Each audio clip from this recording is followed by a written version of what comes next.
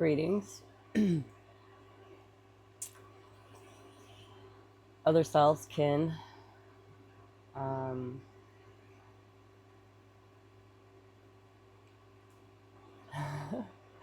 it's interesting because I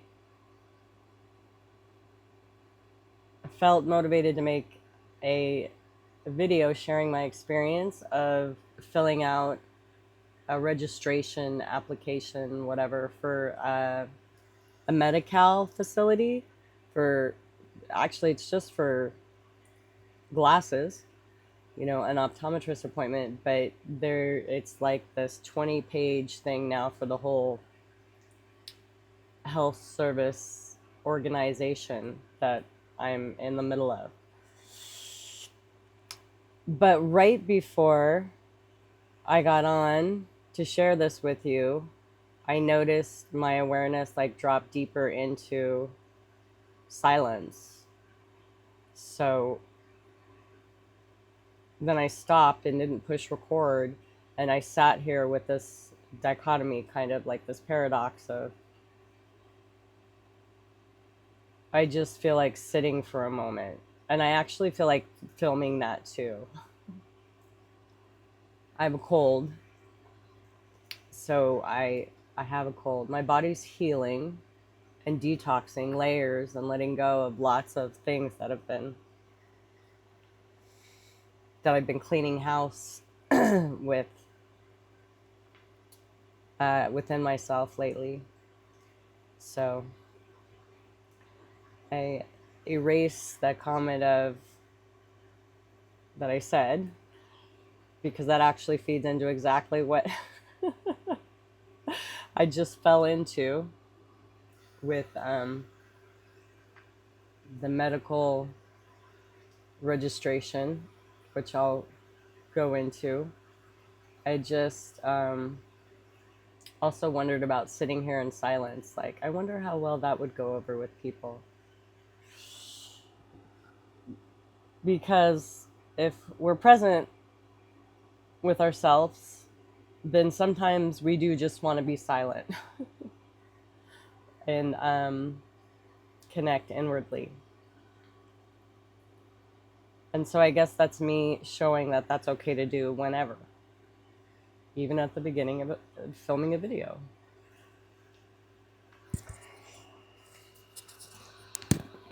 My voice is already pretty low and drony. It feels like is it melodic? I don't know. It feels, and now with this cold, with this my stuffiness and draining, it's even more like low. So hopefully this helps. My message, my resonance go out more clearly. And I like my message to reach people who are interested in sovereignty and consciousness and creating a life that you love. And that is where I'm coming from. That is my intent. And so when I speak of things like I'm about to, I am speaking authentically from me, from my experience, and I'm sharing it with you on a table that is our field of relating in between us. And I set it there as an offering. It's like when you come to a potluck meal. Do people do that anymore? When I lived in Sebastopol, we did that a lot.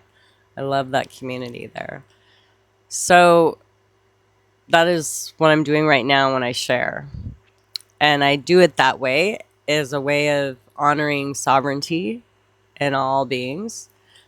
And that way you can discern what parts of the meal you like or dislike, what resonates with you and what doesn't. So I just wanted to be clear about that, because that is how I operate. I operate. That sounds kind of harsh and cutting. That is my intent. That's how I flow in life. Okay, so I want to share something with you. Getting to the essence now. The point, the essence. Yes. I love you, body. I love you. I love you. I love that you're healing right now. So this is really interesting to me. I have some notes here. So I came across a very subtle spell in the architecture of administrative language with this application, in that standard intake forms are built entirely on a pathology model. So they don't view the body as a self-correcting field. They view it as a ledger of defects. This was my experience. Because the form asks me continuously, quote, which of these health problems have you had? Check all that apply. And there are pages and pages of these asking me if I've had any of these before. And I noticed myself going into the memory and past experiences and saying, oh, yes, I've had that, I've had that, I've had that, I've had that. And I'm like, all of a sudden waking up and going, wait, why am I owning that in the past I've felt, my body's felt this and then healed through it? I was actually like claiming that I still have this issue just because it was present in the past in my body. Yes, I have experienced that. It wasn't a problem. It was something that my body was healing. And thank you so much for healing that, body. Thank you. I love you. Our bodies are so awesome. It's crazy how cool and awesome they are, especially when we love them. And I have a long history with that, tingles, because I haven't always been loving my body. And that'll be more of, what's the big buzzword right now is disclosure. Yeah, so I'll have a lot more disclosure videos and even a book, I think, a short book or something. That would be helpful for people, I think, to know that I'm human, just like you. I mean, I think I'm human. Doesn't really matter what I am. I'm here, near here, and we're sharing this moment. I'm going to move on now. So, yeah, continuously said, what problems have you had, to re-anchor old resolved waveforms back into my present identity, which is not sovereignty or free will or like supporting like the greatest good for all that exists in any sort of way at all. I have gotten so many red flags going on, going through this process. It's crazy. And it says, my notes say resolve, and then feeding and administrate. So right, so it feeds and admits. It's so hard. It's not really, but it feels hard. It's funny. Administrative. It feeds an administrative record. I don't know why that's so funny. When the nose is like clogged or something a little bit, it's like no, administrative. That requires you to stay labeled in order to be seen, in order to pass this intake, process or whatever. And then there's even, so that's just one aspect of this whole process, this medical, oh, be grateful for this state funded program that's taking care of you. Oh my gosh. Is it? Is it taking care of me? Because that's not what I'm feeling like right now. I'm feeling like I have to give up and give away so much to get something actually quite distorted and actually isn't feeling like it's in support of my true health and well-being and sovereignty and free will and everything.